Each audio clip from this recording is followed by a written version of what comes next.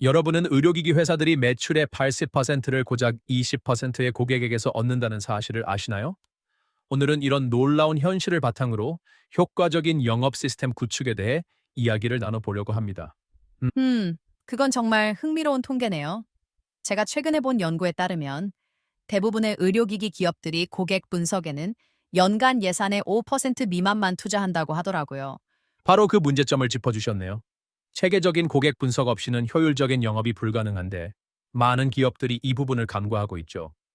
실제로 한 중소 의료기기 업체는 고객 분석에 투자를 시작한 후 영업 생산성이 45% 증가했다고 합니다. 그렇다면 효과적인 영업 시스템을 구축하기 위해 어떤 분석이 필요한가요? 크게 세 가지 핵심 질문이 필요합니다. 첫 번째는 시장과 고객 기반의 세분화와 정량화입니다. 예를 들어 대학병원의 심장외과와 개인 병원의 일반에는 완전히 다른 구매 패턴을 보이는데요.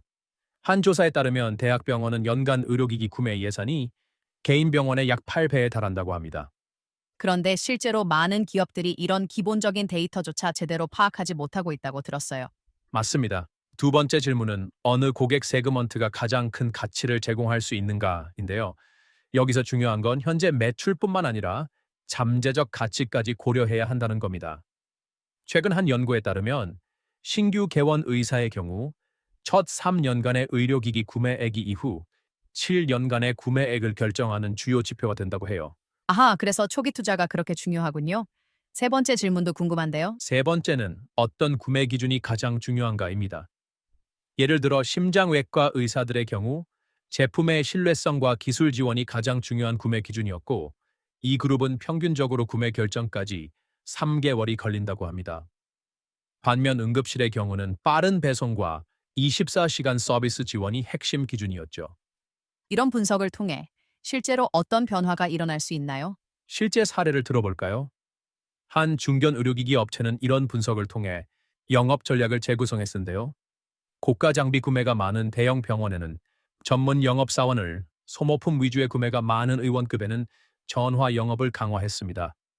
그 결과 영업 비용은 30% 감소했지만 전체 매출은 25% 증가했다고 합니다. 정말 인상적인 결과네요. 그런데 이런 분석은 한 번으로 충분할까요? 아니요, 지속적인 업데이트가 필수적입니다.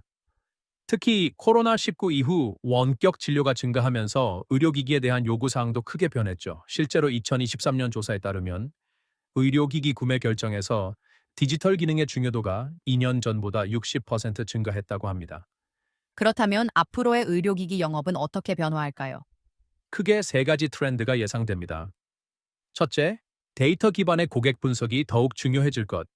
둘째, 디지털 채널을 통한 영업이 증가할 것.